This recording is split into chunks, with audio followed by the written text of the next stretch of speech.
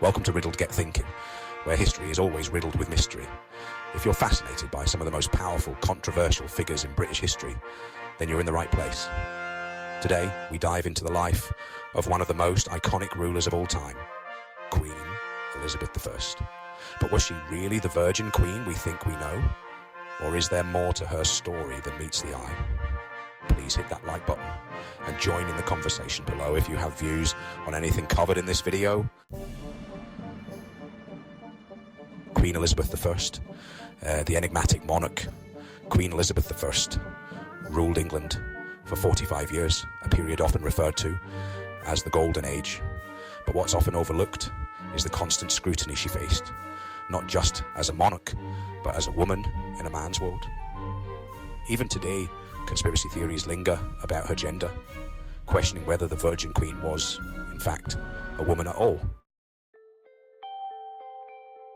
The Bisley Boy theory, fact or folklore, one of the more bizarre theories, suggests that Elizabeth was not the daughter of Henry VIII, but a young boy from the village of Bisley, thrust into her place after the real Elizabeth supposedly died.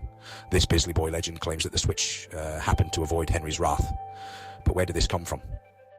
It was first popularised by Bram Stoker, yes, the man who wrote Dracula in the 19th century. There's no historical evidence for this, yet the legend persists. So, why does a tale with no documentation, no evidence, and no credibility still capture the imagination? Perhaps it speaks to our fascination with powerful women and the mysteries surrounding their rise to power, some underlying prejudice, or the power of stories that linger from the past. Why didn't Elizabeth marry? Another point that fuels speculation about Elizabeth's gender is her refusal to marry. In a world where royal women were expected to wed and produce heirs, Elizabeth's choice to remain single was revolutionary. But did her refusal to marry hide a deeper secret, as some theorists claim? Or was it a calculated political move to maintain her autonomy and power in a patriarchal society? A question of gender masculine features, but it doesn't stop there. Some theorists point to Elizabeth's portraits, claiming her masculine features could suggest that she was, in fact, a man. Yet we know that portraits from this era were idealized, more about projecting power and majesty than recording an accurate likeness. The idea that her appearance is proof of her being male is flimsy at best, especially considering the constant attention she received from female servants and physicians throughout her life. If Elizabeth had been hiding something as fundamental as her gender, it's almost impossible that this secret would not have come out. Gender and power, women in control. The focus on Elizabeth's gender doesn't stop with conspiracy theories. In fact, it raises a broader question about women in power. Some of the most brutal and expansionist leaders in British history have been women. Elizabeth I, Queen Victoria, and even Margaret Thatcher. Is there something about the way women have had to prove themselves in a world dominated by men that has made them more assertive, perhaps even more ruthless when they finally reach the top? Or does it take a certain mould of woman to rise to and maintain such levels of power? For Elizabeth, maintaining power meant balancing her feminine image with the ruthless decisiveness of a ruler. She once famously referred to herself as having the heart and stomach of a king. It was a message to those who doubted her strength, that she was just as capable of leading and defending England as any male monarch.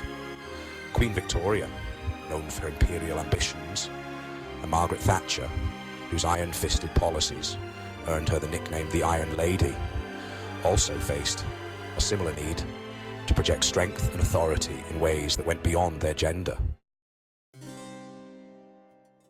Elizabeth's legacy, woman or not?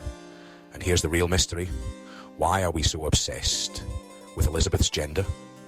Despite the lack of any credible evidence, the Bisley Boy theory continues to float in the background of historical discussions.